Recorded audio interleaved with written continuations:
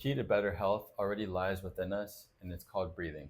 Our bodies are equipped with this amazing tool which nourishes us and supplies us with oxygen and energy.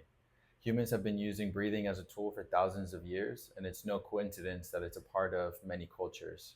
So in this video, I'm going to share 2 breathing exercises to help improve your health. I've read a few books on breathing now, and although they all have a different approach, the message is very clear.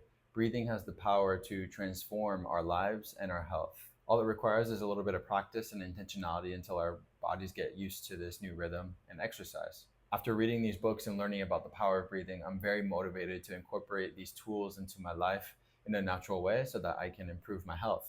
Because of this, I felt compelled to share with you all. I'm going to focus on one breathing exercise from Wim Hof, and I'm going to focus on one breathing exercise from James Nestor. Both of these videos will be linked in the top of this video and in the comment section so that you can research further on your own. Before we get into these 2 exercises, I'd like to say please be sure that you're very safe when you do these exercises. Do not do them if you're near any water, and do not operate any vehicles. All right, without further ado, let's get into it. With both of these exercises, I'm going to talk about the benefits, how to do it, and then my own experience doing them. Exercise 1 is Wim Hof's method. The benefits of doing this exercise are to oxygenate your body, to boost your adrenaline, and to gain more energy. This is how you do it. You're going to want to do about 4 rounds, which will total about 11 minutes.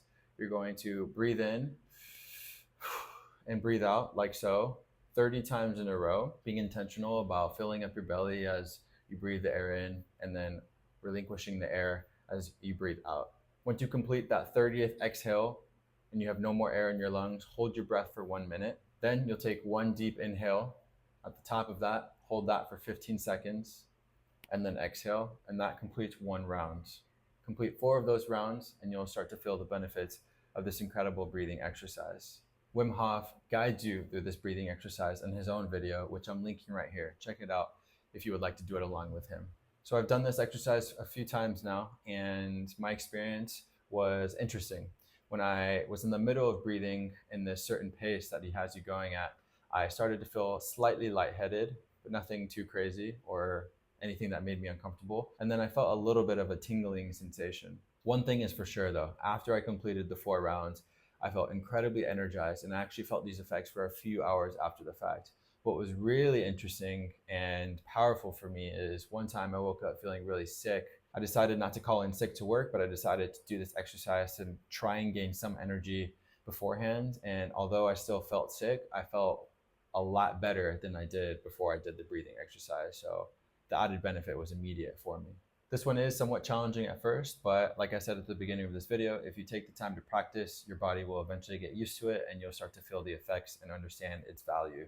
Exercise 2 is James Nestor's method. So the benefits of this method are to optimize your oxygen use, to calm your nervous system, and to create a balance between the oxygen and the carbon dioxide that are present in your body. This is how you do it. After years of research, James Nestor learned that the optimal time to inhale and exhale is about 5.5 seconds. So you inhale for 5.5 seconds, you exhale for 5.5 seconds, and you try to do so in a circular pattern so that there's no pause in between your inhaling and exhaling. What's really interesting about this method is that the goal is actually to breathe less over time. So if you maintain this pace, you will average about 5.5 breaths per minute. If you pay attention to the way you're breathing right now, you'll notice that you never really fully inhale and you never really fully exhale.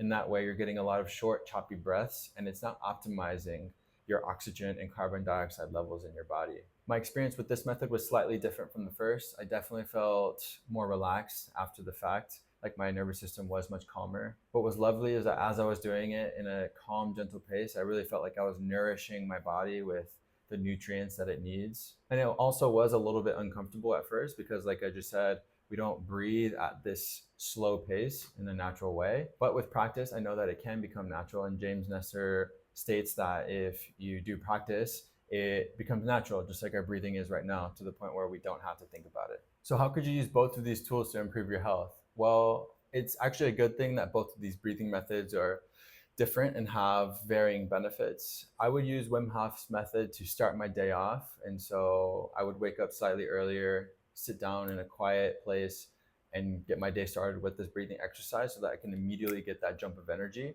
I would also do it when I was sick. Like I mentioned, I did it that one time and it was a very positive experience for me. So keeping that in mind, I think it's a great way to jumpstart the day. And then I would use James Nestor's method as a way to go about my day. My goal here is to really change the way that I breathe and to really slow it down and to take less breaths per minute so that I can ensure that my nervous system is much more calm than it normally is.